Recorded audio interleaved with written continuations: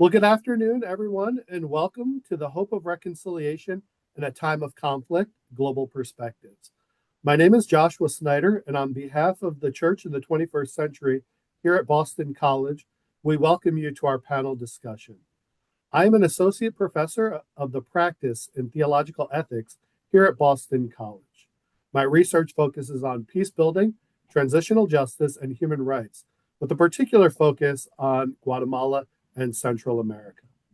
I'd like to thank all of you for joining us today for our webinar.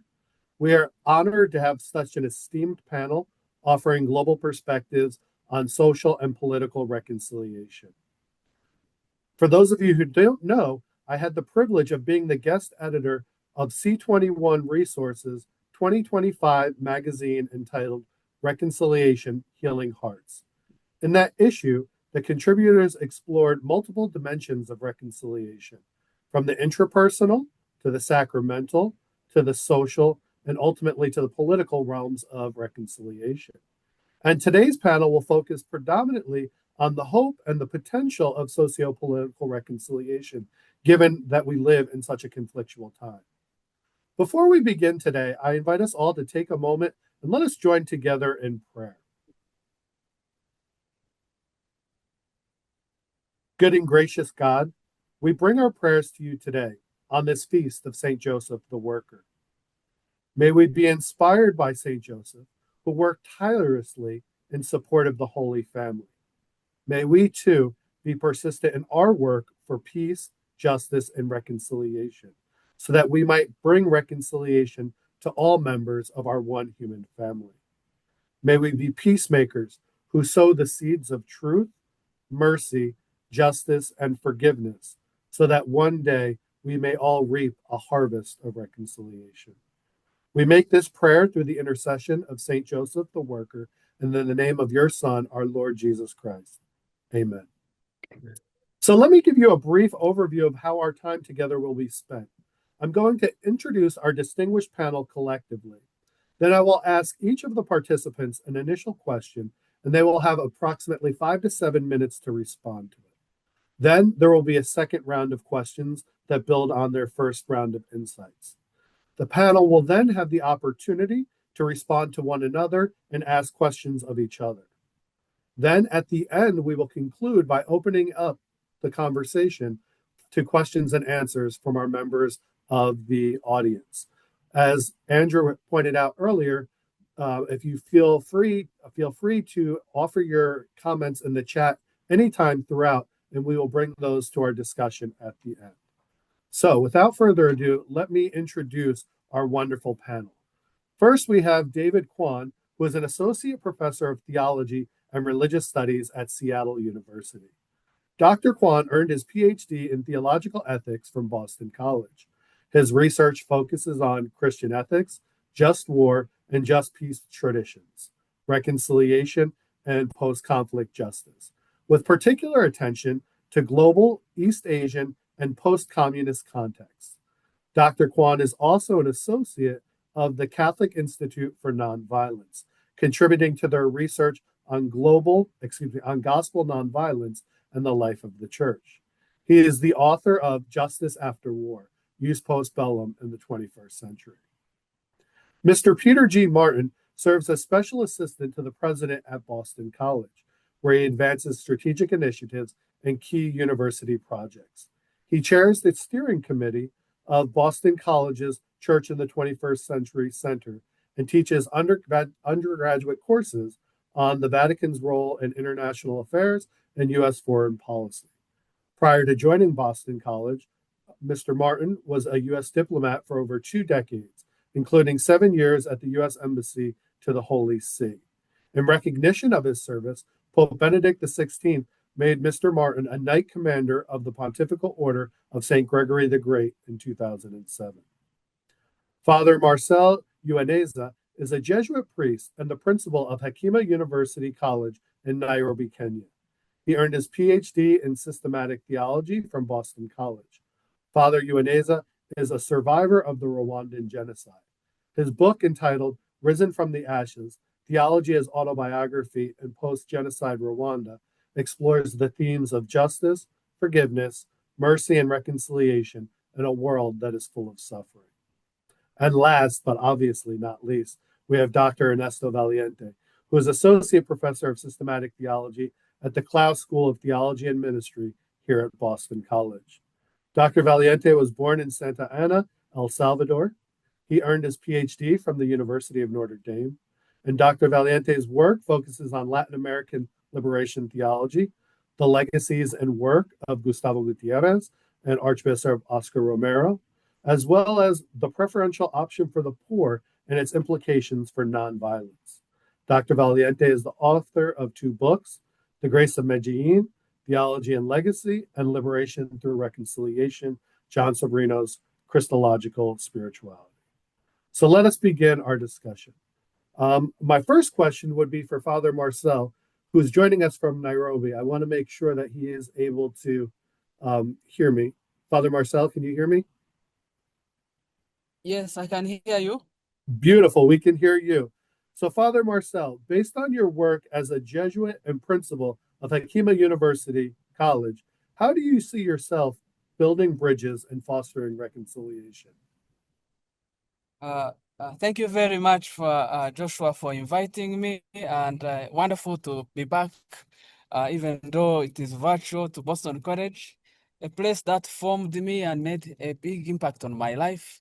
I'm so happy to see Valiente and others who have played a big part. And I was also invited to speak at the Agape Latte of C21 by, I think, Karen.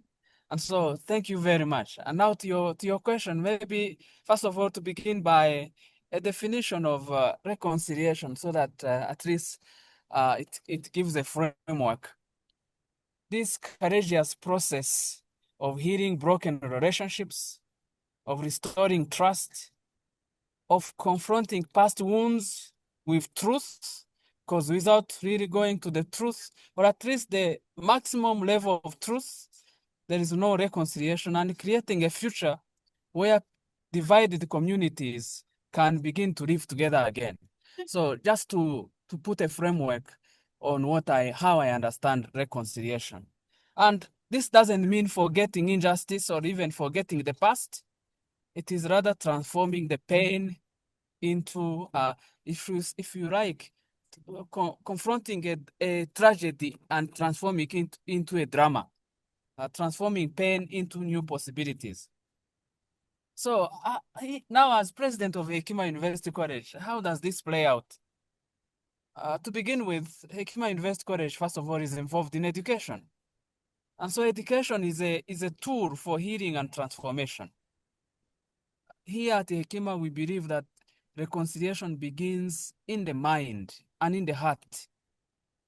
Through quality higher education, we help students to move beyond divisions of ethnicity, of nationality, nationalism, of religion. And in our classrooms, young people from more than 30 countries of Africa and Asia, they learn together, they think together critically, discover that diversity is a gift, is not a threat. So in a sense, first of all, education here gives people the language, or the skill of language, and the confidence to build wounded societies. And if I give concrete examples, we have students from South Sudan, Democratic Republic of Congo, Rwanda, Kenya, and Somalia, and many other places where we have experienced a lot of conflicts. And so having these students together in dialogue about conflict and justice and peace building and conflict resolution, I can't imagine any other better way of preparing future leaders. With people students coming from these countries. So many come with painful histories shaped by war or division. And yet, as they study together, they realize that they have something in common. We have a shared humanity. Another example is also our training in ethics and leadership and conflict resolution. Students are equipped with practical skills in mediation and listening to and community service. Some of our graduates have ended up working at the African Union in peace and resolution of conflicts. Some of our graduates, especially in the Masters of Peace Studies and International Relations, have ended up working in the non-governmental organizations for reconciliation and peace building. So that's one way Hekima contributes. Another way is also empowering, the way we empower women. And this is my privileged place, empowering women from war-torn nations to become peace builders. We have made it a preferential option to offer scholarships for women. Currently, I'm in my third year now as president of Hekima, but we now have 24 women from Somalia, from Liberia, from the Democratic Republic of Congo, from Rwanda, and you name it, who receive scholarships to study with us.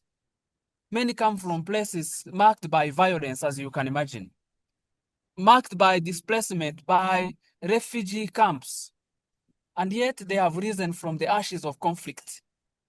As we accompany them, this is not simply to earn a degree, but to become peace builders, peace practitioners, ethical leaders, and agents of reconciliation.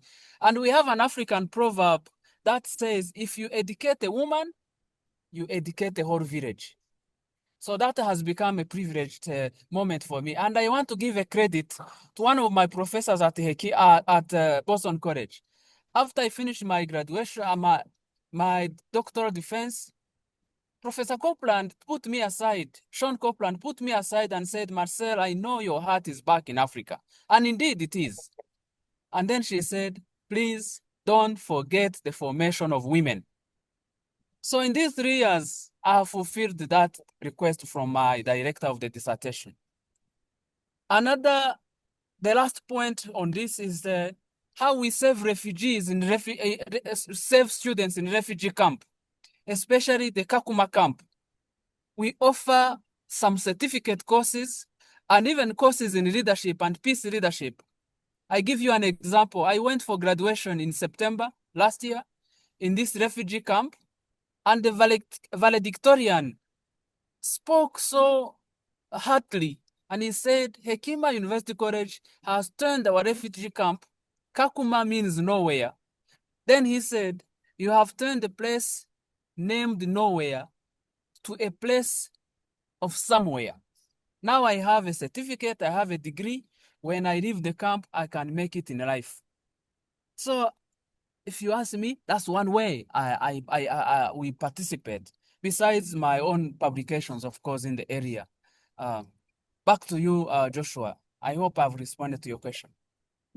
You responded wonderfully. Thank you so much, Father Marcel. Thank you for your beautiful insights in terms of educating for peace and nonviolence, the importance of empowering women, and how truth is essential for the promotion of reconciliation. Now I turn to Mr. Peter G. Martin. Peter, you've worked for many years as a U.S. diplomat. What do you see as the role of reconciliation in terms of diplomacy? How do you see these ideas as being connected? Thank you, Josh. Can you hear me okay? Yep, you're perfect. Great. It's tough act to follow Father Marcel on the road in the dark and giving such an eloquent response, but I'll do my best. I do want to thank you, Josh, and also it's an honor to be with these other panelists who are such great scholars and have such great experience in the field. And I also noticed that we have some in the audience too with great experience. Saw Sister Marianne Lockery, I think. So I think it's a great group. Hopefully we can have some good exchange later. I would say, and I should say thanks to the C21 Center too, and to the staff who does such great work on all this, these types of programs. So I would say for diplomacy, speaking of diplomacy and the connection between diplomacy and reconciliation, I mean, there are many different definitions of diplomacy. Certainly, one of the most important elements of diplomacy is that one is promoting the foreign policy priorities of the country one is representing, if you're speaking in that sort of a framework, which such as the one I worked in. But I think in order to do that effectively, even if your first priority is promoting those priorities, you have to be able to listen well. You have to be able to understand the point of view of your interlocutor, your diplomatic partner. You have to really be able to put yourself in that person's shoes. And it seems to me, again, that's another definition of an approach to reconciliation, I think, that type of communication. I would also add, as an aside, perhaps, that in the context of diplomacy between nation states, that a nonpartisan professional diplomatic corps, I think, is in the best position to do this effectively. So I think, again, communication is a huge part of this reconciliation element of diplomacy. And when I think about communication, I think about a time early in my diplomatic career in which that a lesson of how important communication is was brought home to me. And this is not an earth-shattering revelation, but I think it was because it was the first time that I had experienced it personally. I was an election monitor in Kosovo. It was probably 2001, 2002. And probably most of you know that the Balkans had experienced terrible violence, and the Kosovar Albanians in particular had been on the receiving end of some terrible violence, and there have been, of course, problems on both sides. But the Serbs were from their point of view, their great enemy. And we were there trying to monitor on behalf of an international organization to see that there might be free and fair elections. And in my group of election monitors, there was someone from the Polish government, and I had served in Poland previously, and we were out and about, and I was speaking to him in Polish when all of a sudden one of the other people from our group, one of the organizers, rushed up to us and said, "Don't speak Polish." She said, "You've got to stop speaking Polish," because Polish as a Slavic language sounded a lot like Serbian. And there had been some instance of violence when the Kosovar Albanians had heard what they thought was Serbian or even something related. And there have been some pretty bad situations that came about. And so, again, this is not a novel concept, but it really brought home to me, having been the first time I experienced it, that the divide between these peoples was so great that even hearing something that sounded like the opposing group's language was so traumatic. I would say another example I would like to raise that I hope illustrates this close connection between diplomacy and reconciliation is the example of the community of Sant'Egidio. And this is a group I know Josh knows well. This group is based in Rome. It's a Catholic lay organization, and they're very heavily involved in interreligious dialogue and conflict resolution really all over the world, but Francophone Africa, they're quite active. Some other places as well. Their biggest early success was brokering peace to the Mozambique Civil War in 1992. But they'll be the first to tell you the small team that works on their international relations efforts, they're not professional diplomats. They'll be the first to tell you that. They're international relations experts for sure, but they have some advantages as non-state actors that helps them to really move forward on reconciliation efforts. So, for example, they undertake long-term relationships in the countries where they're active. They're not moving from place to place like diplomats who are assigned to an embassy for a couple of years. They're not moving out of office like political leaders. They're in, they would say, for the long haul, and they get to know different leaders, different groups for years and years at a time in different countries. And having these deeper relationships then puts them in a position where they can understand the groups, excuse me, and engage when there's a need to at whatever point. I would say also that their ability as a non-state actor not to have other interests that might impede their relationships with these groups is important. So they're not trying to get any trade agreements. They're not trying to take any territory. they would say that their primary or their only real interest is peace. And I think that helps them to get closer to the groups and to help them engage in dialogue when necessary. And I would say the last element that really helps them engage in the reconciliation, pure reconciliation, really, is that as a non-state actor, they're not they can engage with groups that state actors may not be able to. So, for example, there may be some rebel groups or certain groups that have blood on their hands. The Holy See, the United States, other countries can't really sit down at the table with those groups because it might legitimize them in certain ways, might give them certain recognition. Whereas Sant'Egidio, a little bit under the radar, can meet with them, can try and bring them along, help them meet with an opposing group. Later on, if there's an agreement, if there's progress, then maybe the state actors can come in and help legitimize these things in a different way, at a different level. But yeah, so I think Sant'Egidio in that way is a great example of mingling this diplomacy and reconciliation. Wonderful. Thank you so much, Peter, for your great insights, for the highlighting the importance of listening well, being able to understand alternative perspectives, the value of communication, as well as the power of non-state actors in promoting reconciliation and being an essential part of diplomacy and building peace. I now invite Dr. Ernesto Valiente.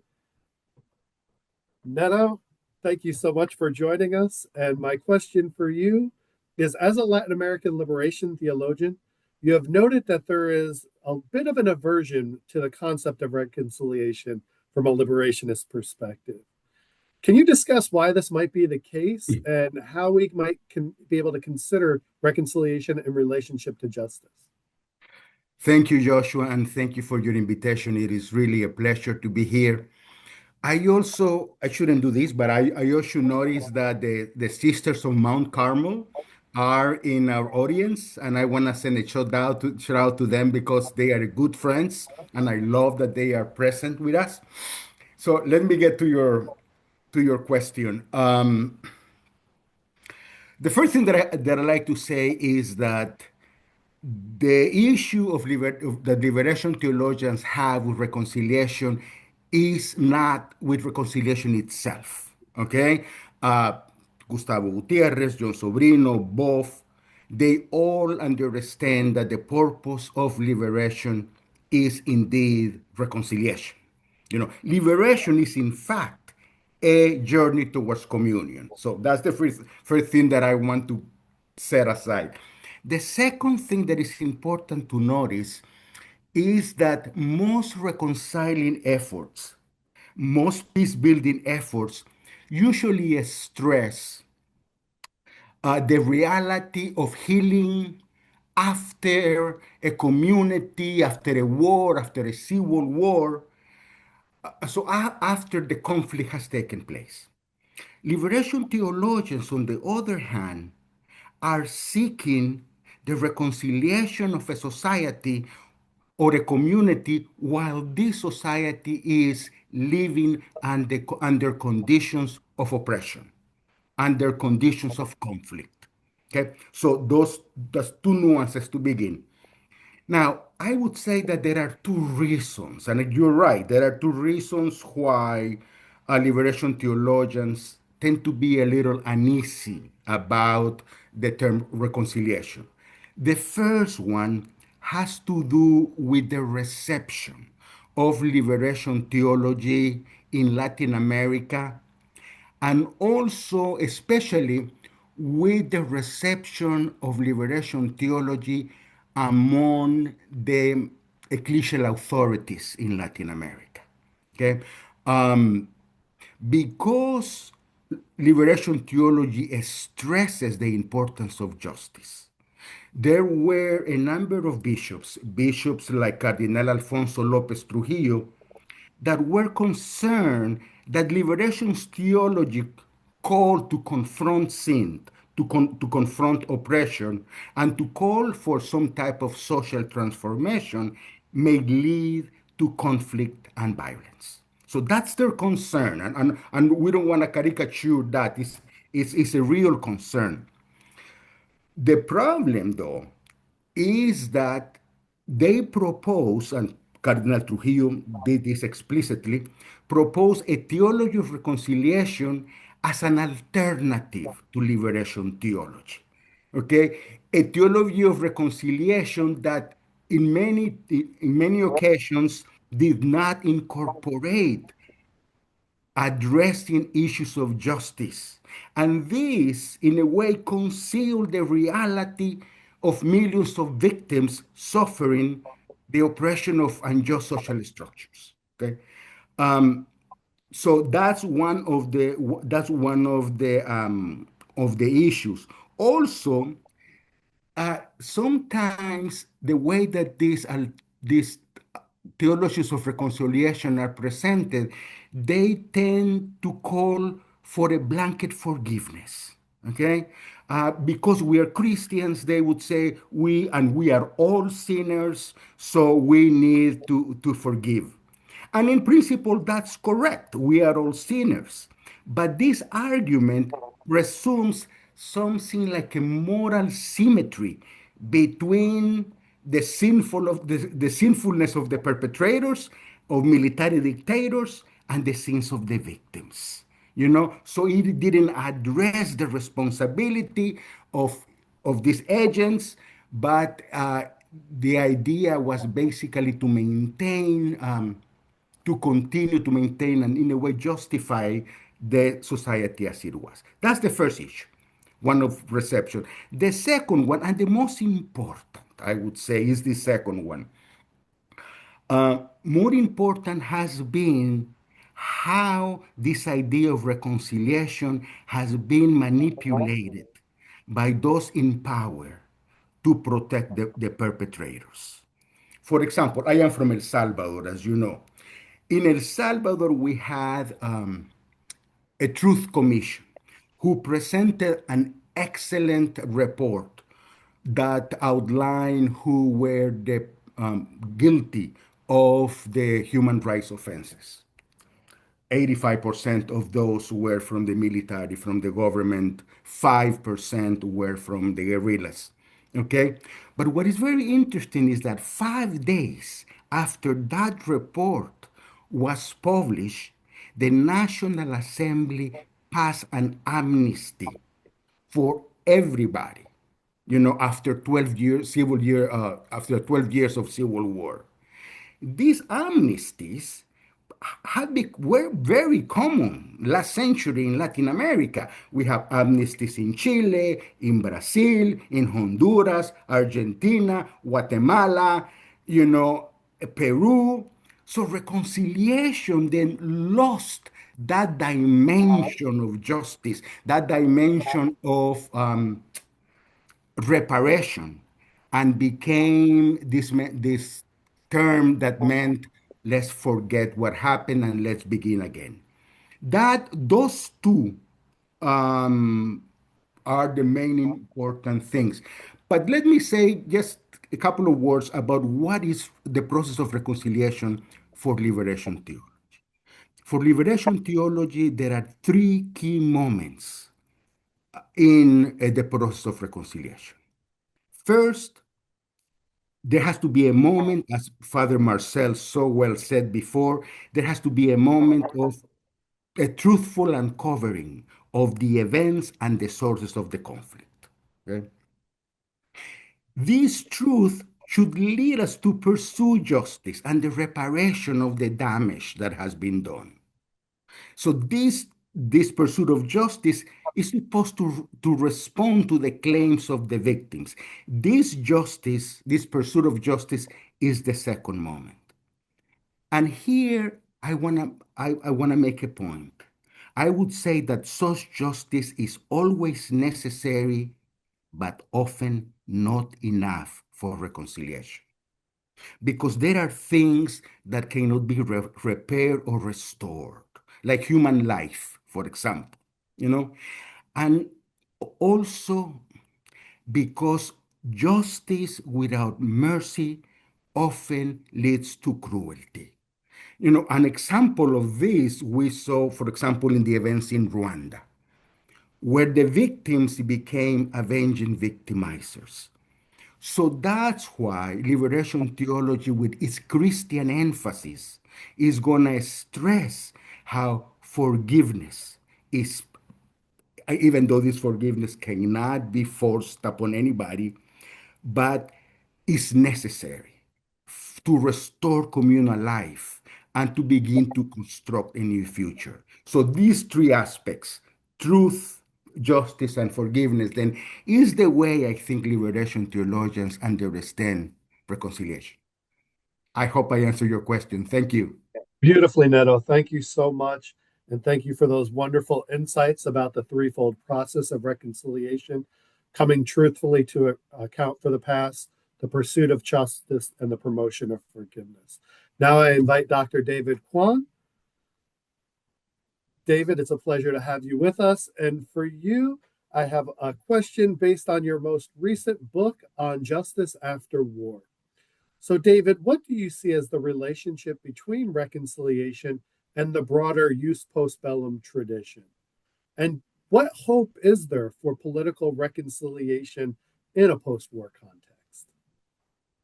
Thanks, Josh, and thanks to C21. And it's a real privilege to be part of this conversation along with Father Marcel and Peter G. Martin and Ernesto Valiente. So they all share great kinds of the conversation, start with a great conversation here. Let me highlight 3 points in framing the relationship between reconciliation and Jus Post Bellum, namely justice after war or post-war justice. First, I think it's important to clarify what we mean by reconciliation in a social and political sense. Reconciliation is often understood in interpersonal or moral terms, restoring relationship, forgiveness, and healing. Those are important.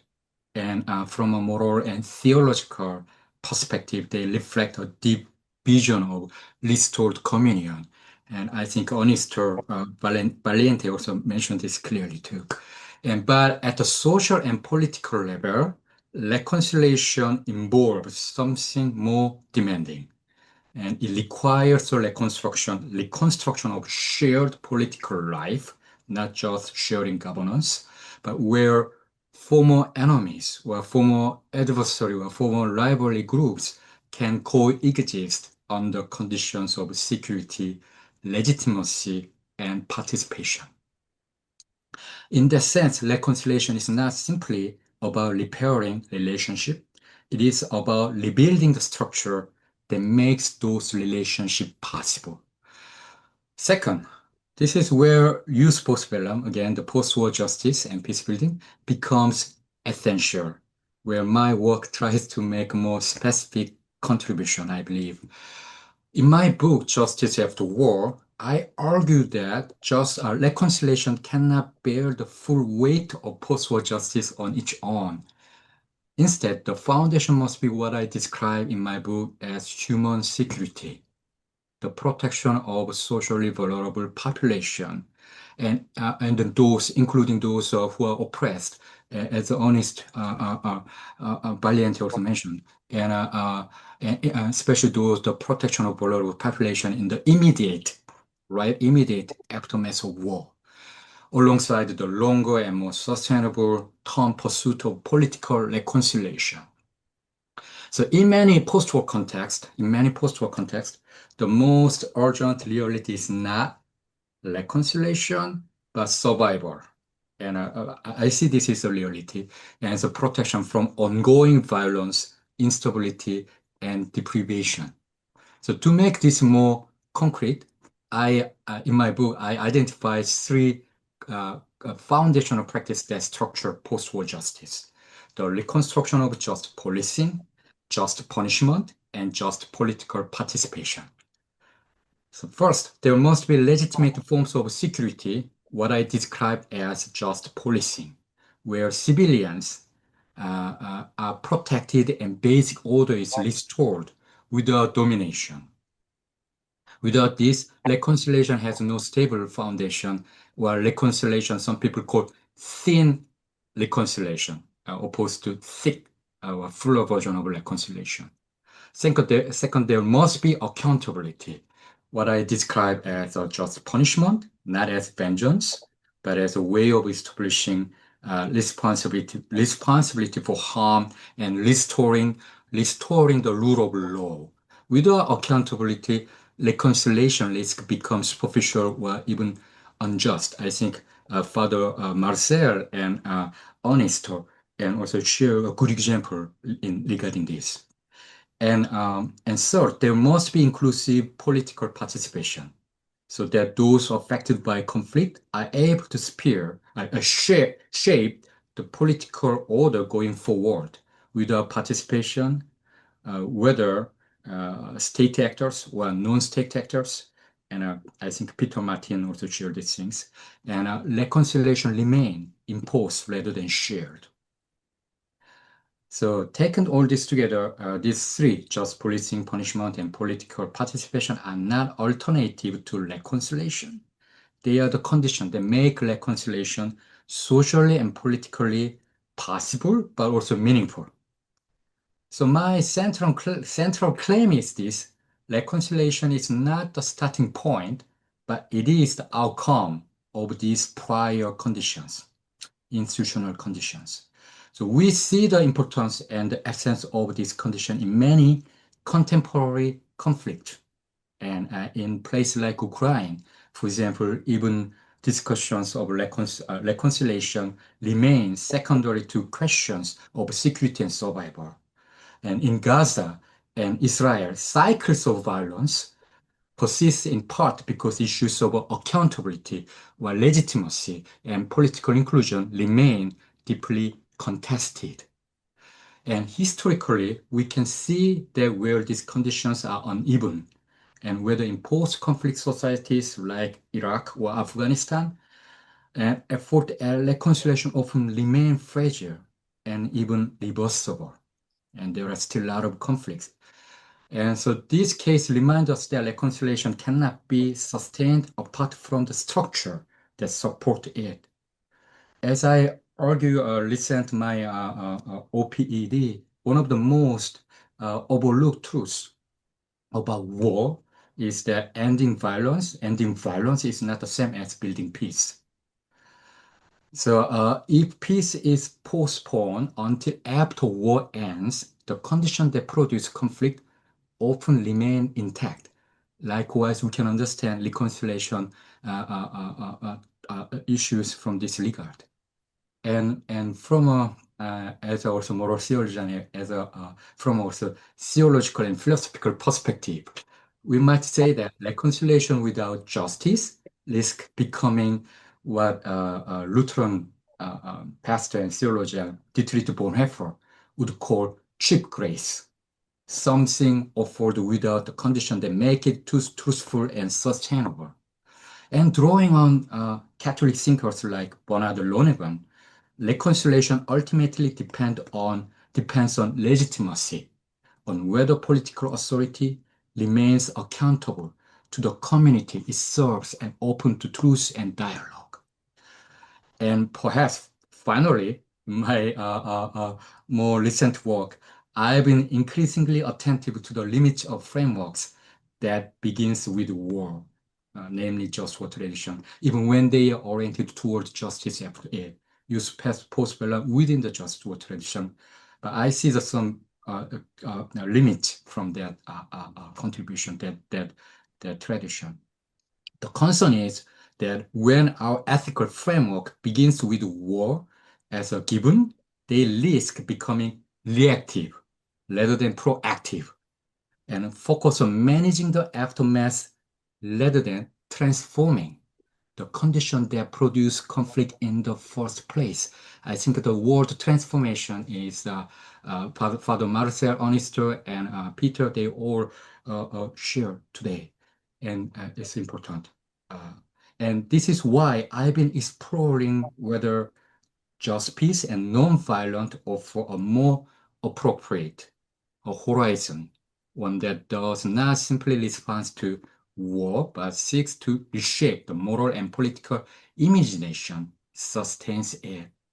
So I would frame the relationship this way. My final word, and reconciliation is not the starting point again, but it is the outcome of sustained social and political reconstruction.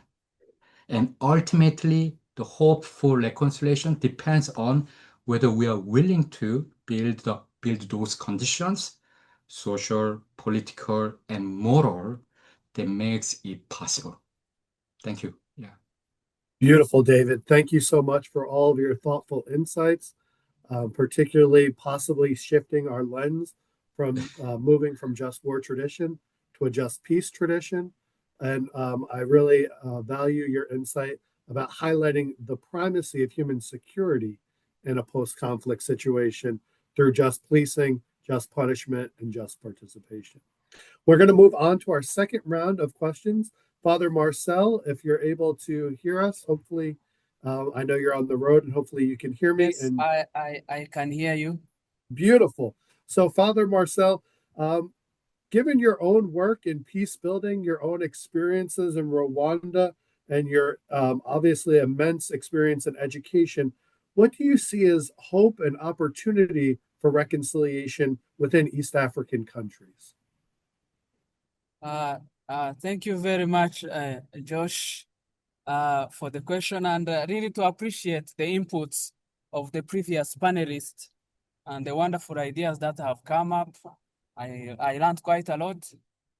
And maybe in addition to what I said earlier, we have a program of diplomacy and security and peace studies which respond to this academically. Now, what are the opportunities, the moments of hope and opportunities, if you like? And I'm glad that we are beginning with what is positive.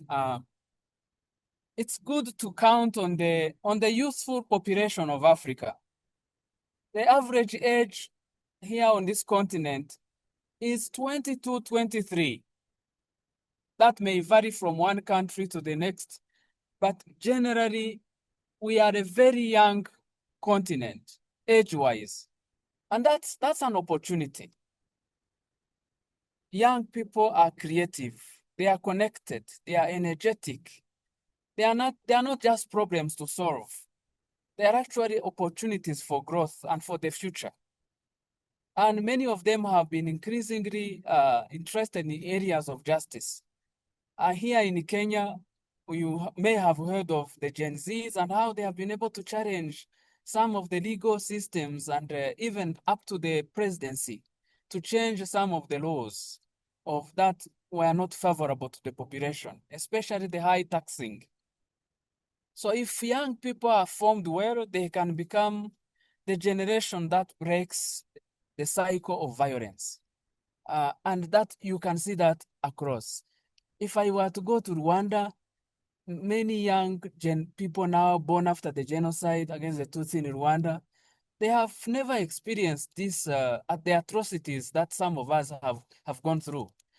And so even when you have a conversation with them, they acknowledge the past, but then they say, but we have to live we have our own future to live. So let's not be nailed to the past. Be informed by the past, but also not be determined by the past. So the youthful population of Africa, for opportunities, for entrepreneurship, I think the challenge is that there is often lack of political will to use this energy. The second, the women as leaders of peace. Across the continent, women are leading mediation, education, trauma healing, even at grassroots. I take an example from my country. We had the traditional courts called Gacaca. Gacaca were grassroots judicial courts that were used to try a number of the perpetrators of the genocide because prisons were full. And so the country engineered a legal system that would help to bring people and hear them together and to get to know the truth. And among the most prominent legal advisors or legal practitioners in the Gacaca were the women, and were women of integrity. At the same time, women who have become lawyers have been able to forge laws that go against domestic violence, that have promoted women to have their own bank accounts. Believe me, even up to now, there are some places where women wouldn't have a bank account. So now some laws have come because women have stepped up, at least in Rwanda. And even inheritance for girls. And so those are opportunities. And I mentioned the women in scholarship here at Hekima who are studying peace. And we just managed to get some other scholarships for students who will come from the refugee camp. And then let's talk of the opportunities that arise because of interfaith dialogue. I am pleased to mention one of our centers of interfaith that brings different practitioners of different religions to come together. Because yes, Africa has a lot of Christians, but also we have many Muslims. So to live together, we need to learn how to dialogue and to appreciate one another. So churches, mosques, and traditional leaders often they become trusted places of reconciliation. And when faith leaders collaborate through institutions, they can achieve a lot. And then finally, education and refugee empowerment. Initiatives like what I mentioned of educating the poor, preferential option for the poor, especially with the Jesuit Refugee Service, a Jesuit organization that helps many people in the displaced place. It looks like we might have lost Father Marcel on that last note, but hopefully he'll be able to get back to us. But just to recap, I think Father Marcel highlights four wonderful opportunities for hope: the youth, women as leaders of peace, the value of interfaith and interreligious dialogue. If Neto, you'd be willing to join us. So, Here I am. Excellent, excellent. And as the audience will notice, the questions are getting more geared towards specific context. So for you, Neto, given the rising tensions, aggressive rhetoric, and U.S. involvement in Venezuela, what do you see as perhaps challenges as well as opportunities for reconciliation between the United States and other Latin American countries? Thank you for your question, Joshua. This is a very pertinent question. I remind you that I answered this question not as an American citizen, but as a foreigner in the United States. So with a degree of delicacy. I think the best way to frame that issue of the intervention of the United States in Venezuela is to frame this question within the framework, with a historical framework, within the context of the Monroe Doctrine, that argues that basically the Latin American nations fall under the sphere of influence of the United States. Rooted in this assumption, okay, in this political assumption, the United States has intervened in Latin America, depends upon how you measure that, but the intervention, direct and indirect intervention, between 12 and 20 times. Okay. Granada, El Salvador, Chile, Panama, Dominican Republic. We can continue that. So the main challenge, I think, right now in the relationships between United States and Latin America is one of deep distrust.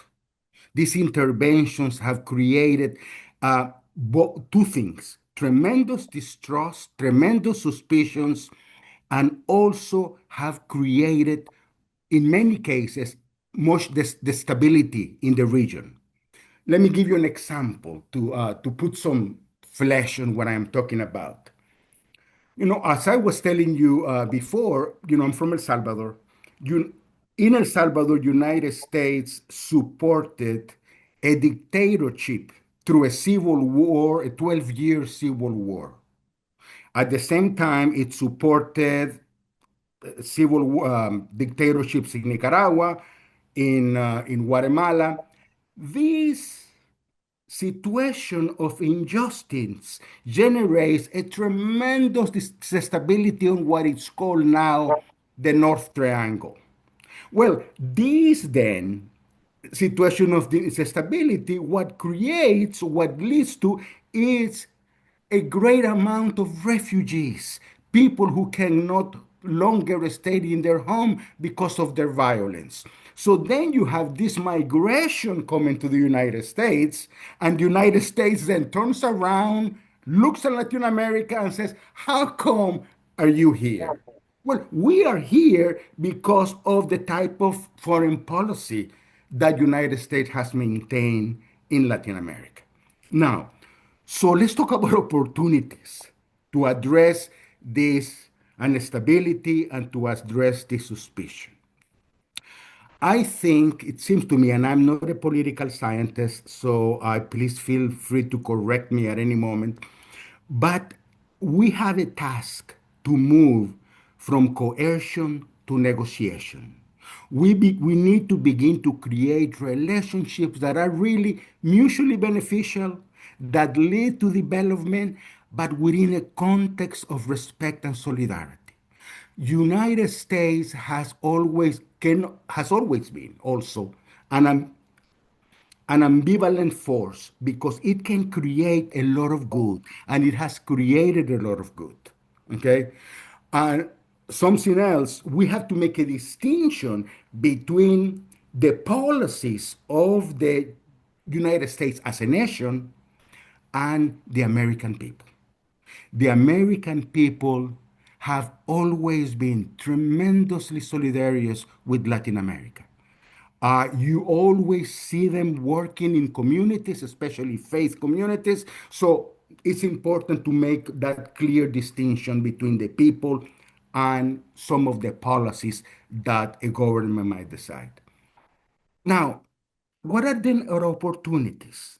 I would say we're going to talk about two opportunities. One, first, is the Latino people.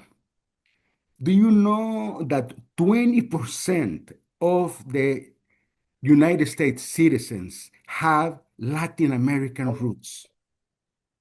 So this 20% of an American population represents a structural bridge that can help for the harmonious relationship between the people of the United States and the people of Latin America. They also exercise a political influence, okay? But not only a political influence, they also exercise a cultural influence in the sense that they represent the people from Latin America and are witness to the fact of our common humanity, of our common interest, of the realization that people in Latin America and people in the United States, we are basically one. So I think the first opportunity is on the people. The second opportunity, I see it in those transcultural organizations, institutions that are able to transcend geographical boundaries. Okay, these transcultural organizations offer us an imagination that is more universal, an imagination that honors the value of the human being. And we can talk about, organizations like the United Nations, but perhaps I would like to focus better on those transcultural organizations that are rooted in faith-based communities, because faith-based communities uphold the sense of the rights of the human being, stress values of solidarity, stress the need for a common good. And here, I think faith-based communities like Christian, Catholic communities have been always very important to create bridges that are able to transcend geographical limitations. So I leave you with those two. Thank you. Beautiful. Thank you, Netta. I appreciate it. Peter, on to a little bit of Vatican diplomacy, perhaps. So, as a diplomat who has worked with the Vatican, what role can Vatican diplomacy play in fostering social and political reconciliation? And are there any insights that we can learn from the recent exchange between Pope Leo and President Trump? Putting me on the hot seat with that one. I know. Thank you. No, I think, I had a great experience working with the Vatican Diplomatic Corps. It's the oldest diplomatic corps in the world. And I think that it follows from what we've been talking about in terms of dialogue and reconciliation. The Holy See, I think, is often very effective at avoiding taking political viewpoints, instead speaking out for broader principles of human dignity. And I think this is helpful because it leaves them as more of an unbiased voice for these rights, rather than typically being able to be buttonholed into one political viewpoint. Now, this, of course, if you're on the receiving end of, in your mind, of some of these broad pronouncements about human dignity, you might feel that it's political. But I think that it's the wrong way to look at things when you're watching the Holy See. Now, I think some people can get frustrated because it is a subtle diplomacy often that the Holy See undertakes. I sometimes talk to my students about an instance in which I really learned about that early on in my career when I was at the Vatican. There was a particular dictator who was coming to the Vatican, and we were concerned that he was going to use a visit to the Vatican as good public relations for himself, to get a nice photo op with the Pope, and really leave in better standing than he came in. And I went and spoke to my counterpart in the Vatican Foreign Affairs equivalent and raised our U.S. concerns about that. And he said, no, we understand. I mean, we're always going to be open to dialogue with everyone, but we know that this guy is not a great actor, and we'll do some subtle things to make sure that's noted. But the visit came and went, and it looked to us that it went pretty well for him. He got a nice photo op. Our colleagues back in his capital reported he had pretty good media reaction. And when I called back my Vatican counterpart and said, hey, we thought you all were gonna, not let him have it, but certainly make it known that he wasn't the most well-regarded leader to visit the Vatican. And he said, well, we did things subtly. We in the notice about the visit, we said that the visit and the audience with the Pope was at his request. He also said that they put the notice on page 2 of the Osservatore Romano, which is the Vatican newspaper, to show that it was not held in quite the same regard as other visits. And he also mentioned, he said, well, and didn't you notice that we passed a white paper to this leader? He said that white paper had some of the concerns of the Holy See on it. And I said to him, well, but that wasn't noted in the media, or no one knew that there were concerns. It was just basically a paper that was noted that was passed. It could have been anything. And he said, yeah, but that's the way we do things. And it was really a great learning experience for me. And I should have warned the State Department that, in order for the Holy See to remain open to dialogue and to leave themselves in a position where they can hopefully bring people along, even little by little, they don't name and shame, as some people say. And just briefly, so that was, I think, a good example of that subtle diplomacy. Turning to President Trump and the Pope, I think it's important to look at what Pope Leo has been saying, again, not as political statements, but he's voicing these broad principles. He's speaking out for peace. He's speaking out for the human dignity of migrants and immigrants. And I think that it's a mistake to look at it any other way. Now, of course, there are always political ramifications of these things, but I think it's a mistake to look at the Pope as much of a political actor as I think some of our leaders have started to do. And I would say that it's a great example of, again, a Vatican diplomacy, the response of Pope Leo, very measured response. He said, I'm not afraid of the Trump administration, but I have to speak out. And he tried to tamp down the conflict somewhat by saying some of my speeches in his recent trip to various African countries, these were written 2 weeks before. These are broad principles that I'm always going to talk about.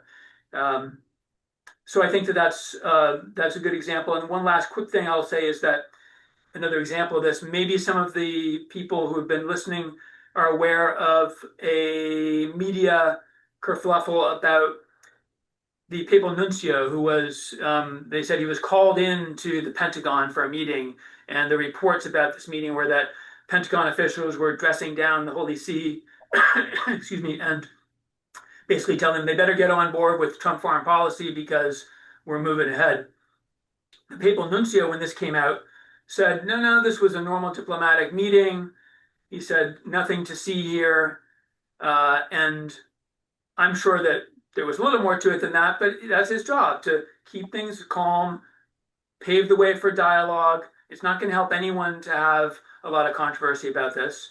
And so that was the approach he took. And I think that the new papal nuncio, Archbishop Cacho, who spoke at Boston College, excuse me, in the fall, will take that same approach. We've got a U.S. ambassador to the Holy See I've heard good things about, who is I'm sure going to try and do the same things. So I think there's great potential for continued dialogue and work from the Holy See on these issues. Excellent. Thank you so much, Peter. And thank you for your great insights on subtle diplomacy and the fact that speaking out and being on the side of peace is a nonpartisan issue. I think that's something we really need to hold to in these days. David, if I could call you back, I'd love to hear some of your thoughts on what you see as both hopes and possibilities for reconciliation on the Korean Peninsula, as well as major challenges and obstacles to that. Thank you. Let me approach the Korean Peninsula context by highlighting 3 challenges and then a brief note on the possibility. First, the Korean context presents a fundamental structural challenge. The war has never formally ended. So this means that it's a ceasefire. So this means that unlike a ceasefire for more than 70 years, so this means that unlike many post-conflict societies, there is no clear transition from war to post-war reconstruction. Instead, we have a prolonged condition of unresolved conflict, and what we might call suspended post-war, and which is a term actually introduced by Bruce Cummings, University of Chicago historian and Asian studies scholars. So, so back to from the perspective of jus post bellum and post-war justice, and this creates this kind of the suspended post-war situation creates a significant limitation because the framework assumes at least a minimal transition into a post-war phase where reconstruction can begin. So that's the one thing I want to say. And the second, this has direct implication for what I described earlier as human security in light of my book discussion. So in the Korean Peninsula, security remains militarized and fragile. While large-scale violence is absent, the underlying conditions, military tensions, nuclear escalation, as we can see, keep seeing the news media, and the geopolitical rivalry, and are surrounded by all great powers, US and Russia and China and Japan, and frequent local kinds of encounters over the last 70 centuries, that those things continue to shape everyday political life. So this means that foundational condition for reconciliation, which are supposed to help stable and secure social life, remains incomplete even now. And third, the question of political reconciliation remains deeply contested. And there is no shared political framework between North and South Korea that could sustain reconciliation in a meaningful way. Instead, reconciliation effort often depends on shifting political leadership, diplomatic openings, in accordance with the interest, again, of great powers, which makes them difficult to sustain over time. As a result, in the case of Korean context, reconciliation remains more aspirational than structurally grounded. So we can see this in concrete ways. An inter-Korean initiative, which has been implemented into Korean Peninsula for the last 70 years, such as family reunions and economic cooperation project. Good example is a Kaesong Industrial Complex, and which was eventually bombed by Kim Jong-un, but often emerging during periods of political openness. But they are, again, fragile and can quickly be reversed. And similarly, broader diplomatic efforts are shaped not only by Korean state actors, but by, again, global powers, and which further complicates the possibility of a stable and internally driven process of reconciliation. So historically, the legacy of the Korean War, Cold War division, and competing political systems has produced deeply divergent and narratives, a lot of meta-narratives about justice, legitimacy, and national identity. These differences are not easily reconciled because they are embedded in political institutions and collective memory and trauma. And from a theological perspective, and this reflects the difficulty of sustaining reconciliation where justice and trust and shared political life remain incomplete, whether through the state actors or non-state actors, including church. So reconciliation in this sense and cannot be simply reduced to goodwill. It depends on whether the condition for just and durable peace are actually present. And this is where my more recent work becomes relevant. The Korean case highlights the limits of framework that begins with war. Again, just use postbellum solely or primarily limited within the just war tradition. So because even decades after active conflict has ceased, the structure of conflict remain in place.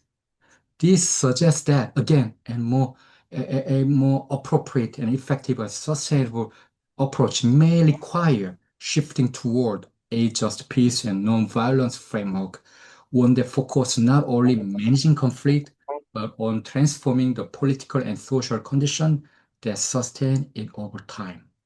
At the same time, these are important resource of possibility, which I address in my book and my articles through Journal of Catholic Social Thought. Civil society actors that includes both state actors and non-state actors that Peter G. Martin also shared about here. But so civil society actors and religious communities. Ernesto Valiente also mentioned about the church, the role of the church, and grassroots initiative. All these continue to create a space for dialogue and memory and engagement. These efforts do not resolve structural conflict on their own, but they contribute to the longer-term conditions that make reconciliation more plausible, feasible, and meaningful.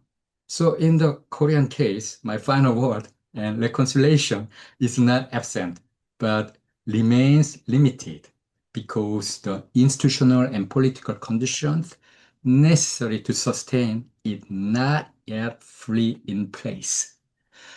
And ultimately, the hope for reconciliation depends on whether those conditions can be built over time. Thank you. Yeah. Thank you. And we've gotten a few questions in the chat. So if I could just pose two to all of the presenters, and feel free if anyone would like to jump in. One of the questions was regarding what is the role of the preferential option for the poor within reconciliation? And this was directed both to Neto as well as Father Marcel. And then for Peter and David, both of you have mentioned truth or communication, but how do you foster truth for reconciliation in sort of a post-truth world where it seems that the truth becomes very ambiguous? So if anyone would like to jump in, we've got about 3 minutes left. I can take the one of the preferential option for the poor and try to make it very concise. In a process of reconciliation, nobody can take the agency, the lead that the victims have in social process.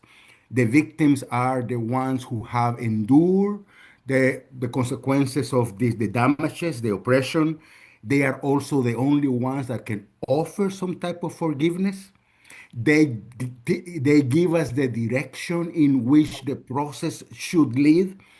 So they are the victims, those who have suffered, the poor, are the ones that most, their voices, their perspective must be incorporated and take a leading role in the process of reconciliation. That's a quick answer. Beautiful. Peter, would you like to shoot at truth in a post-truth world? How do you promote truth within diplomacy and reconciliation?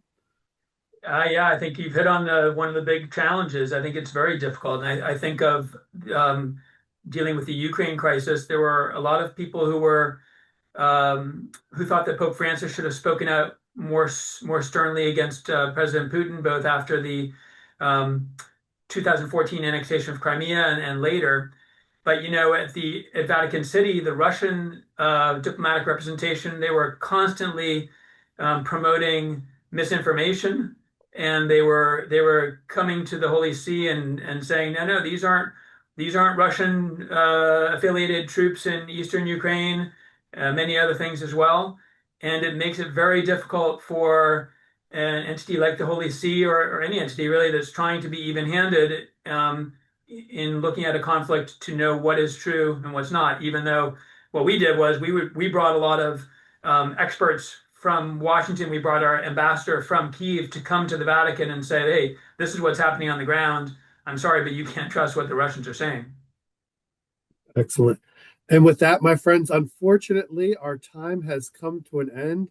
I wish we had more time for the Q&A, but at least we got 2 of the questions posed. I know I speak on behalf of our audience when I thank all of our panelists, Father Marcel, Neto, David, and Peter, for your thought-provoking comments today and your wonderful insights. It was a wonderful conversation. And for everyone, I hope you continue to stay involved in the conversations being offered through the church in the 21st century here at Boston College. So thank you all for joining us today.